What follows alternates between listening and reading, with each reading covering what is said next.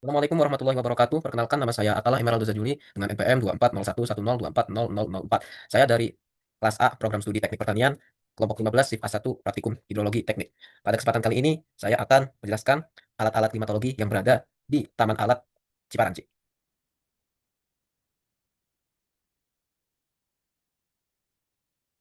Baik, di sini yang pertama terdapat sangkar alat. Sangkar alat digunakan untuk menyimpan alat-alat higrometer.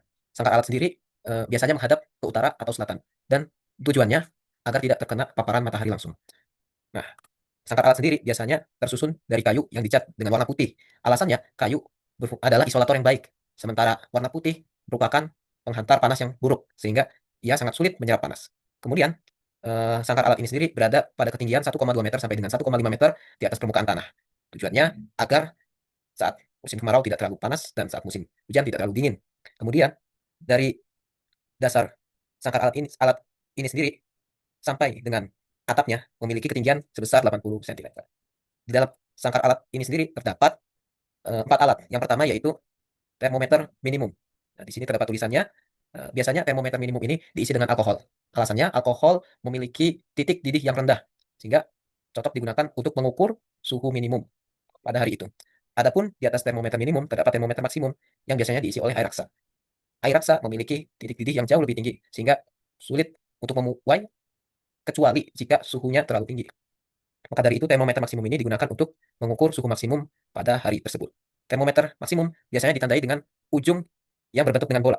Adapun termometer minimum biasanya ditandai dengan ujung yang berbentuk U atau tapal kuda. Selain itu, terdapat termometer bola kering yang tersusun secara vertikal. Tujuannya yaitu sebagai pengukur suhu aktual pada hari tersebut. Adapun di samping kanannya terdapat termometer bola basah.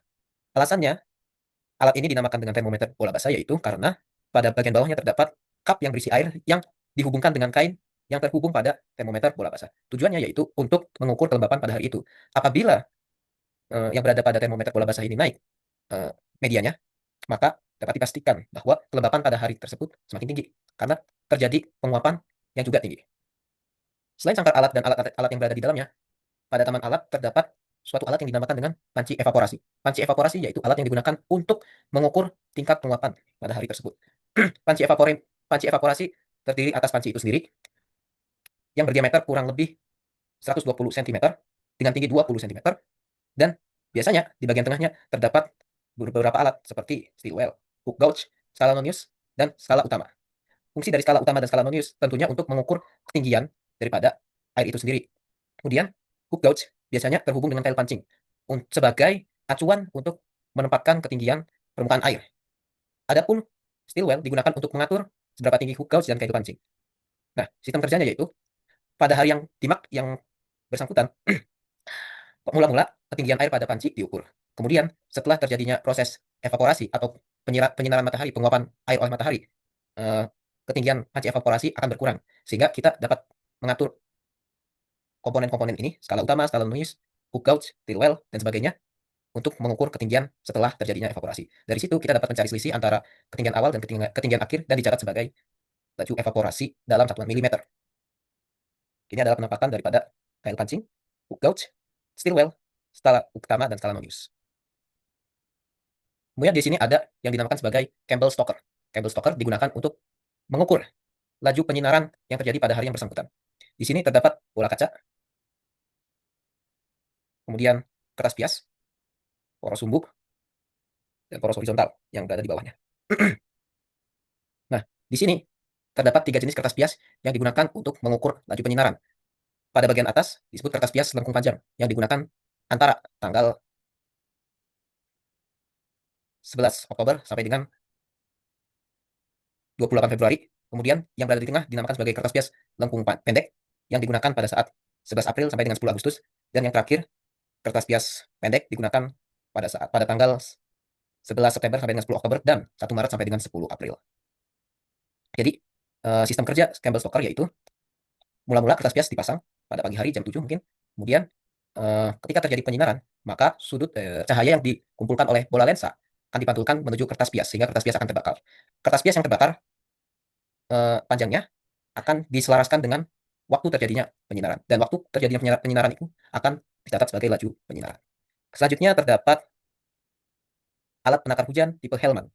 Di sini terdapat bagian-bagian sebagai berikut: corong, leher corong, kemudian di dalamnya terdapat selang karet, kemudian di sini ada kertas bias juga, kemudian terdapat selang sipon dan penakar hujan itu sendiri, lalu di bawahnya terdapat ember penadah. Nah, ini dia ember penadahnya. Sistem kerjanya, air mula-mula masuk melalui corong, kemudian melalui penakar hujan, melewati selang karet. Nah, kemudian ketinggian yang terdapat pada penakar hujan ini akan menggerakkan pena yang terhubung pada kertas bias. Nah, ketinggian curah hujan yang dapat diukur maksimum yaitu 10 mm. Kemudian setelah itu, air akan menuju ember penadah melalui selang sipon. Kemudian terdapat alat yang bernama ombrometer. Ombrometer ini pada dasarnya sama seperti alat penakar hujan tipe Hellman. Hanya saja alat ini tidak memiliki kertas bias, sehingga untuk pencatatan curah hujannya kita laksanakan secara manual dengan menggunakan gelas ukur. Kemudian yang terakhir terdapat anemometer. Anemometer digunakan untuk mengukur kecepatan dan mengukur arah angin. Bagian-bagiannya yaitu terdapat fin atau sirip, nah, yang seperti tanda panah ini. Kemudian ada cup yang berjumlah 3 kalau pada gambar ini. Dan kemudian terdapat kertas bias sebagai alat mengukur kecepatan angin. Fungsi dari cup yaitu untuk mengukur kecepatan angin. Jadi menggunakan prinsip kecepatan putaran itu diselaraskan dengan panjang daripada angin itu sendiri dibagi dengan waktu. Sementara fin atau sirip ini digunakan untuk menentukan arah angin. Tidak hanya menggunakan kertas bias, kecepatan angin juga dapat diukur dengan speedometer. Jadi terdapat anemometer yang dilengkapi speedometer atau odometer, ada juga yang dilengkapi dengan kertas bias. Baik, sekian yang dapat saya sampaikan. Terima kasih. Wassalamualaikum warahmatullahi wabarakatuh.